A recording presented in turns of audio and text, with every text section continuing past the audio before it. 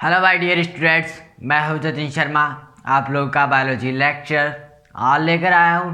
Sexual reproduction in flowering plants lecture second. आज के इस वीडियो में हम बात करेंगे पॉलिनेशन की। और पिछली वीडियो में हमने पढ़ लिया था 8 nuclei and 7 cells and male and female gametophyte.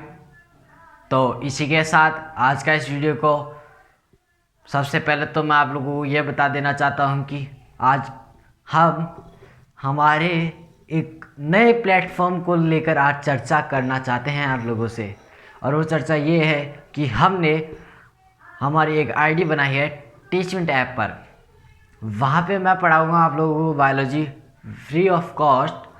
वहाँ पर आप लोगों को पीडीएफ्स, इस चैप्टर की पीडीएफ वहाँ पर अवेलेबल है ऑलरेडी, और भी आ जाएगी।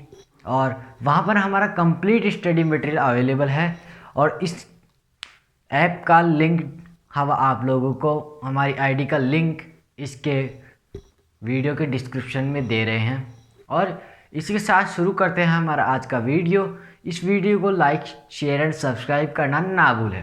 और सबसे महत्वपूर्ण बात, इस वीडियो को तो लाइक होते ही, मतलब कि चालू होने से पहले ही हिट कर दीजिए लाइक बटन को। तो फ्रेंड्स, स्टार्ट करें हमारा वीडियो। तो सबसे पहले पॉलिनेशन क्या होता है, इससे हम बात चालू करते हैं। पॉलिनेशन क्या है? सॉरी, सेटअप में थोड़ी सी दिक्कत आ रही है। हाँ, पॉलिनेशन से आप लोग क्या समझते हैं? सबसे पहले तो मैं आप लोगों से एक क्वेश्चन करना चाहता हूँ, क्योंकि मैंने जब मेल फीमेल गैमेटोफाइट पढ़ाया है तो वहीं आप लोग आधा तो वही समझ गए होंगे। इसलिए आज पॉलिनेशन की हमारी हेडिंग है, और पॉलिनेशन की हम पहले डेफिनेशन पढ़ लेते हैं। Transfer of pollen grains from anther to stigma of a pistil is known as pollination। तो फ्रेंड्स, पॉलिनेशन का मतलब ये हुआ कि किसी भी प्लांट के फ्लावर के अंदर पाए जाने वाला एंथर से पॉलन ग्रेन्स का स्टिग्मा पर जाकर स्टिग्मा तक ट्रांसफ़र होना ही एक पॉलिनेशन प्रोसेस है।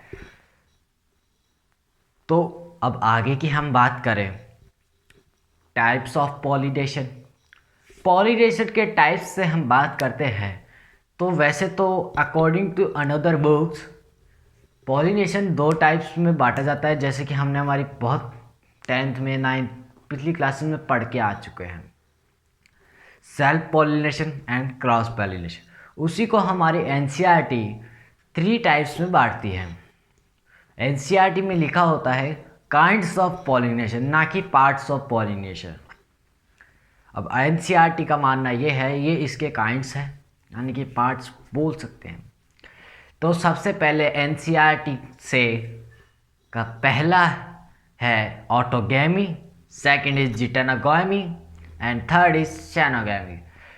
जो ऊपर के 2 है ऑटोगैमी एंड जिटेनोगैमी, इनको अदर बुक्स अपने अंदर सेल्फ पॉलिनेशन में डालती है। और कई बुक्स के अंदर अगर हम बात करें, हमारी राजस्थान बोर्ड की किताब, राजस्थान बोर्ड की बुक से, तो उसके अंदर लिखा हुआ है कि the cross pollination is also called as xenogamy, यानी कि जीनोगैमी। क्रॉस पॉलिनेशन को जीनोगैमी भी बोलते हैं। तो अब हम बात करते हैं फर्स्ट ऑटोगैमी की।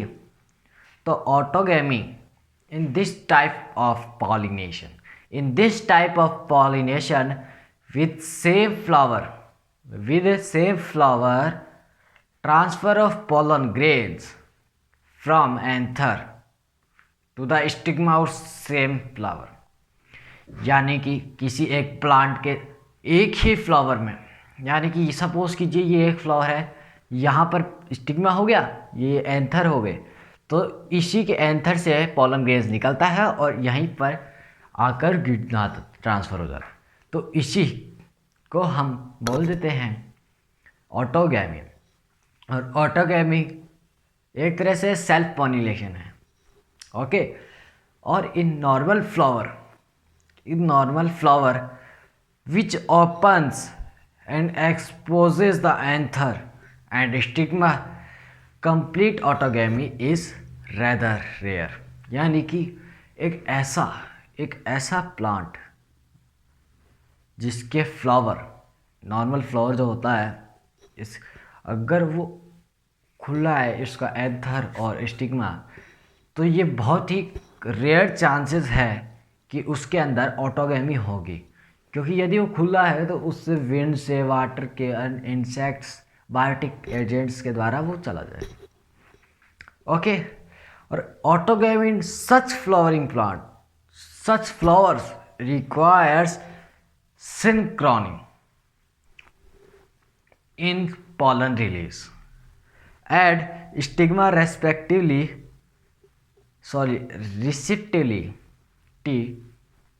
and also the anthers and stigma should lie close to each other so that self pollination can occur।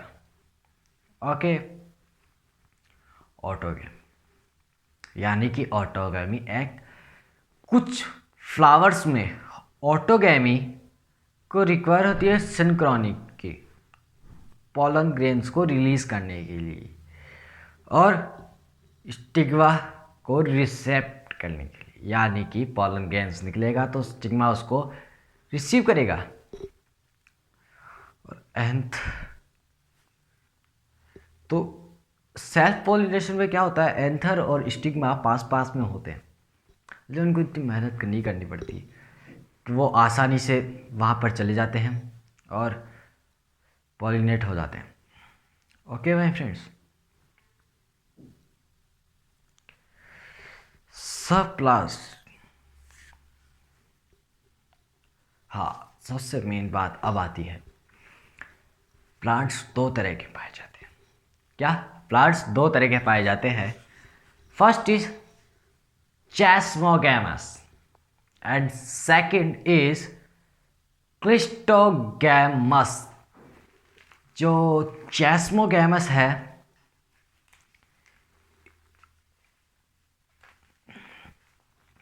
एक बार नोटिफिकेशंस आ रहे कुछ हमारे पास, तो चैस्मोगैमस से हम पहले शुरुआत करते हैं। चैस्मोगैमस से, in which flowers are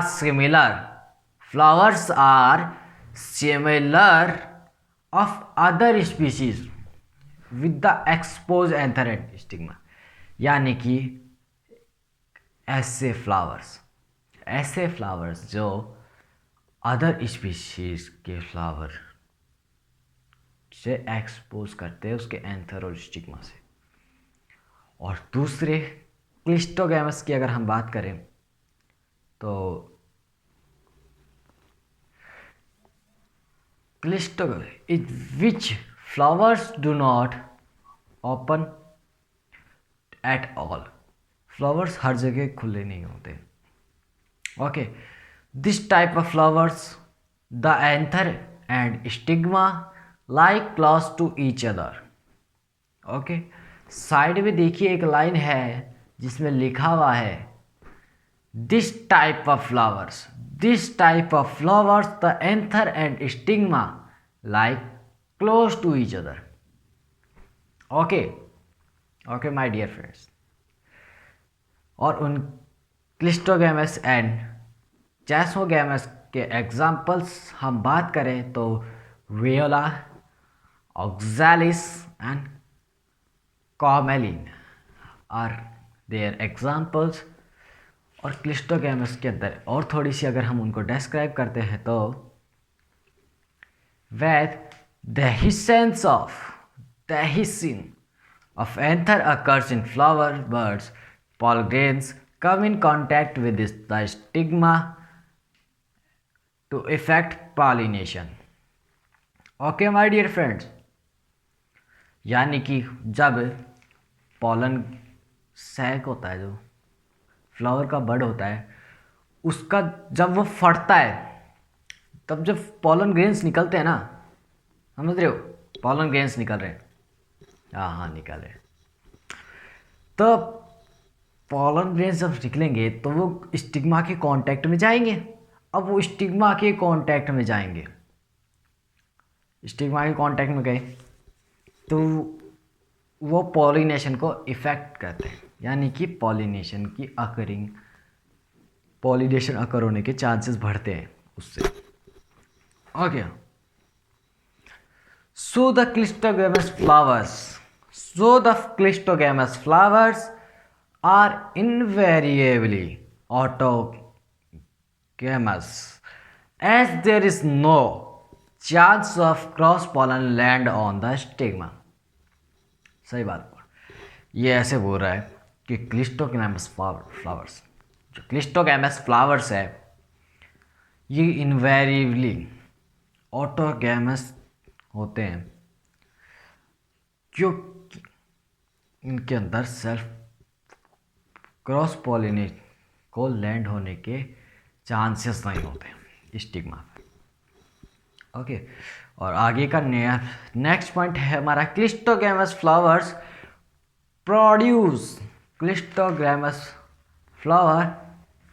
produce assured seed set in the absence of pollination, यानी कि पॉलिनेशन की एब्सेंस में क्लिस्टोगैमस फ्लावर्स होते हैं, वो सीड सेट अश्योर बनाते हैं। ओके, अब आगे की बात करें हम तो है second जिटानोगैमी in this type of flowers with the another flower of same plant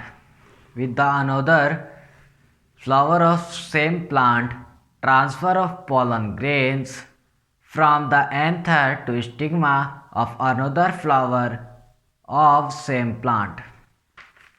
okay, यानी कि हम बात करें तो जिटोनोगेमी क्या होती है, किसी भी, यानी कि एक प्लांट है, सपोज कि ये एक प्लांट है, इसके फ्लावर्स तो ये अलग है, ये अलग है, जैसे ये हाथ एक है, ये दो हाथ, बात कर रही, सपोज कीजिए ये एक हाथ, लेकिन इसकी फिंगर्स तो सब अलग अलग है ना, उसी प्रकार इसके फ्लावर्स अलग अलग है, उनके अंदर जैसे इसका और इसका हो रहा है क्या, पॉलिनेशन, अगर इससे और इसके बीच में पॉलिनेशन हो रहा है तो उसे जिटोनोगेमी कहते हैं, यानी अलग अलग फ्लावर, लेकिन प्लांट एक ही है, स्पीसीज भी एक ही है, लेकिन बस अंतर कहाँ आ रहा है, फ्लावर्स का, तो उसे हम बोलते हैं जिटोनोगेमी।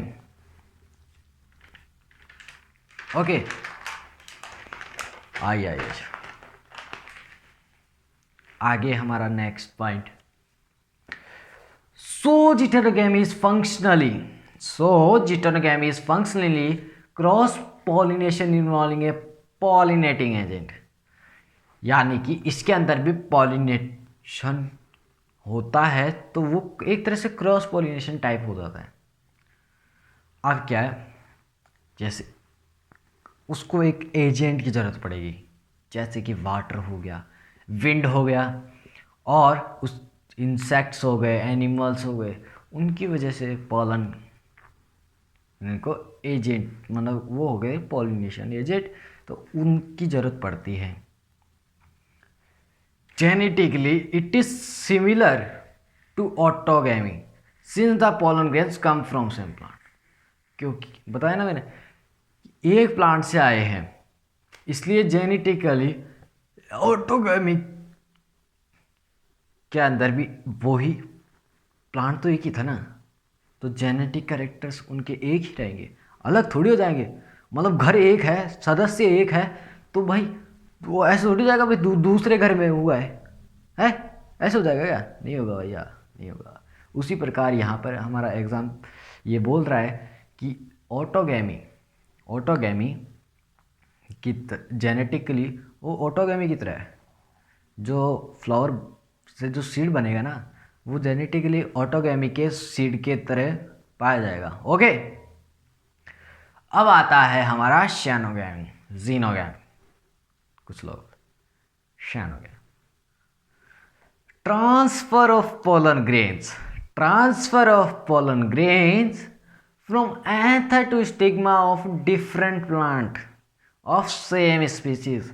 अब आती है मेन बात, और इस मेन बात का ये महत्व है कि स्पीसीज एक ही रहेगी, हमेशा ध्यान रखना, क्योंकि अनदर स्पीसीज में कभी भी पॉलिनेशन होगा ही नहीं। अब कैसे होगा आप बताइए? ठीक है, ओके। अब सेम स्पीसीज, लेकिन पहले प्लांट भी एक ही था। जिटरोगैमी एंड ऑटोगैमी में एक ही प्लांट था। उस एक प्लांट से ही पॉलिनेशन, उस एक प्लांट में ही पॉलिनेशन, बस फ्लावर अलग हो गए थे जिटरोगैमी में, और ऑटोगैमी में तो फ्लावर भी एक ही था। तो बस अंतर वहीं पड़ रहा है, और कोई बात नहीं है। बस अंतर इतना सा है कि इसके अंदर क्रॉस पॉलिनेशन आ जाएगा, यानी कि ये अलग प्लांट, ये अलग प्लांट, इनमें अपने आपस में पॉलिनेशन होगा। तो इसे हम क्या कह देंगे? Xenogamy. Okay my friends, okay. और this is only type of pollination which during pollination brings genetically different types of pollen grains to the stick। हाँ, अब आई बात, अभी हमने जिटरोगैमी पढ़ा कि उसके जेनेटिकली वो ऑटोगैमी की तरह होगा, लेकिन यहाँ ऐसा नहीं होगा क्योंकि प्लांट ही अलग आ गया। अब जब प्लांट ही अलग आ गया है तो उसमें वेरिएशंस तो आएंगी, समझ रहे हो? समझो बेटा, समझो। अब उसमें वेरिएशंस तो आएंगी। अगर देखो ये अलग प्लांट है, ये अलग प्लांट है, इसकी कुछ अलग चीज़ है, ये इसकी कुछ, अब ये छोटा हो, क्या पता, हो सकता है। सपोज कीजिए ये प्लांट छोटा है, ये प्लांट टॉल है। अभी डॉर्फ है, टॉल है, तो इन दोनों के जेनेटिक कैरेक्टर्स में अंतर आया ना, डॉर्फ प्रेजेंट। अब सपोज कीजिए इसका टॉल प्लांट का पोलन ग्रेन अगर डॉर्फ पे जाता है, तो उसका जेनेटिक कैरेक्टर डिफरेंट, वेरिएशन आ गई उसमें, तो वो जेनेटिकली डिफरेंट होगा। और यही एक क्रॉस पॉलिनेशन का सबसे बड़ा इम्पोर्टेंस है कि वो नए जेनेटिकली कैरेक्टर्ड सीड्स बनाता है, जिससे कि नए प्लांट्स जिनके अंदर और जेनेटिक वेरिएशन होती है, ऐसे प्लांट्स बनते हैं। ओके, अब हम आते हैं एजेंट्स ऑफ पॉलिनेशन, सबसे महत्वपूर्ण टॉपिक। अभी इस वीडियो का सबसे इंपॉर्टेंट टॉपिक अब आ रहा है, एजेंट्स ऑफ पॉलिनेशन। पॉलिनेशन के agents. Plants uses two types of agents. First is abiotic and second is biotic। अब एबायोटिक क्या होता है? एबायोटिक में हो गए, नाम में उसके बता रहा है एबायोटिक, यानी कि bio means living, okay, and a non living, जैसे कि विंड, वाटर हो गए, ओके। और बायोटिक में हम बात करें तो जैसे कि एनिमल्स, समझ रहे हो, एनिमल्स हो गए, इंसेक्ट्स हो गए, इन सब को हम बायोटिक में, टू कंप्लीट पॉलिनेशन कंप्लीट करने के लिए जिन एजेंट्स का यूज़ किया जाता है उन्हें हम पॉलिनेशन एजेंट्स कहते हैं। अब बात करते हैं mainly most of plants uses biotic agents for pollination. Only some or small proportion of plants uses abiotic agents। अब ये क्यों, ये भी बता देता हूँ। अब सपोज कीजिए एक प्लांट है, उसके पोलन ग्रेन्स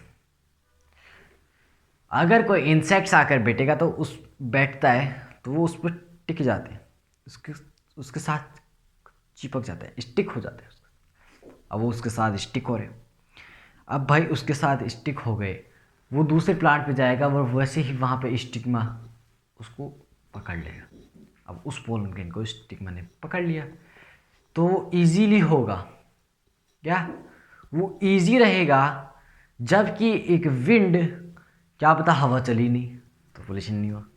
सपोज कीजिए हवा चल रही है, वो किस दूसरे पे चले, तो यानी कि बहुत कम मात्रा में एबायोटिक एजेंट्स का यूज़ किया जाता है। ज़्यादातर जो पॉलिनेशन आकर होता है वो बायोटिक फैक्टर्स के एजेंट्स के द्वारा होता है। Okay, pollen grains coming in contact with stigma is a chance factor in both wind and water। तो मैंने बात बोली हुई कि विंड और वाटर से पॉलिनेशन की अक्रिंग होना बहुत ही मुश्किल है। अब वो जैसे उनके कांटेक्ट में आए ना बहुत मुश्किल है। क्यों? क्योंकि अब सपोज कि हवा तेज चल रही है, क्या जरूर थोड़ी है वो वहीं जाके गिरेगा, वो मिट्टी में भी गिर सकता है या फिर ऊपर उड़ते उड़ते उड़ते ऊपर जा सकता है। तो ये है। और वाटर सपोज कीजिए वाटर चला गया किसी के साथ, पानी नदी में पोलन ग्रेन गिर गया। अब पोलन ग्रेन गिर गया नदी में तो वो आगे जाएगा। सपोज कीजिए वैसा उस वैरायटी का कोई प्लांट ही नहीं है वहाँ। सपोज कीजिए वो एक ऐसी जगह चला जाता है जहाँ पर उस प्रकार की कोई भी स्पीशीज़ के प्लांट नहीं पाए जाते। अब वह उसका क्या पॉलिनेशन होगा? नहीं होगा भैया। क्यों नहीं होगा? कि जब स्पीशीज ही सेम नहीं है तो पॉलिनेशन कैसे आकर होएगा? ये है बात। ओके, और because the pollen grain of a same species will go to a same species plant is just a chance between other. बताइए ना मैंने भी, क्योंकि जब एक चीज़ बताइए सेम स्पीशीज नहीं है तो कैसे होएगा? ये मैंने बात अभी आप लोगों को बताई दी, is just a chance. And pollination by wind is more common amongst biotic pollination। अगर हम एबायोटिक में बात करें तो विंड ज़्यादा यूज़ में होता है एबायोटिक फैक्टर से अगर हम बात करते हैं तो। ओके माय डियर फ्रेंड्स, और wind pollination also requires that the pollen grains are light and non sticky. सही बात। जो विंड पॉलिनेशन है उसकी रिक्वायरमेंट ये होती है कि जो पोलन ग्रेन है वो लाइट होना चाहिए वेट में और वो नॉन स्टिकी होना चाहिए, यानी कि चिपकने नहीं चाहिए जल्दी। जैसे सपोज कि किसी प्लांट मतलब कि किसी दीवार पे आके गिर गया तो प्लांट आ गया, समझिए, और उसी आगे they often possess well exposed stamens.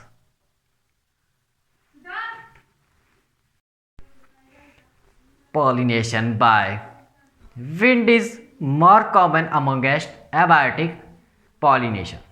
यानी कि pollination by wind एक amongst यानी कि बहुत ही ज़्यादा यूज़ में लिए जाने वाला फैक्टर है, क्योंकि वाटर के अंदर रेयर केसेस में वो पाया जाता है। मतलब पॉलिनेशन रेयर केसेस में होता है अगर वाटर से होता है तो। और wind pollination also requires that the pollen grains are light and non sticky. यानी कि विंड पॉलिनेशन की भी कुछ रिक्वायरमेंट्स है, कुछ शर्तें हैं भैया। अब वो शर्तें क्या है? अब वो शर्तें ये है कि उनका वजन में वो लाइट होनी चाहिए, यानी कि वो आसान मतलब हल्की होनी चाहिए लाइट में, और नॉन स्टिकी यानी कि वो हर कहीं चिपक नहीं जाए। भैया अब यहाँ चिपक गई तो उतर रही नहीं है हवा से, फिर क्या मतलब पॉलिनेशन कैसे होगा? वो पोलन ग्रेन जब वहाँ चिपक चुका है तो हवा कैसे लेके जाएगी उसे? इसलिए ये रिक्वायरमेंट्स है। Okay, at so they can be transported in wind current, यानी कि हवा के झोंकों में ही वो चला जाए। अब है ही नहीं तो भाई चिपक गया दीवार पे, क्या कुचर के थोड़ी लगाओगे तुम? उतारोगे ना आराम से? उतार पाओगे क्या? नहीं पाओगे भैया, चिपक गया कैसे उतारोगे? हवा के झोंटों से नहीं उतरेगा, तुम्हारे हाथ से चिपक गया। इसलिए वो थोड़ा लाइट होना चाहिए, नॉन स्टिकी होना चाहिए।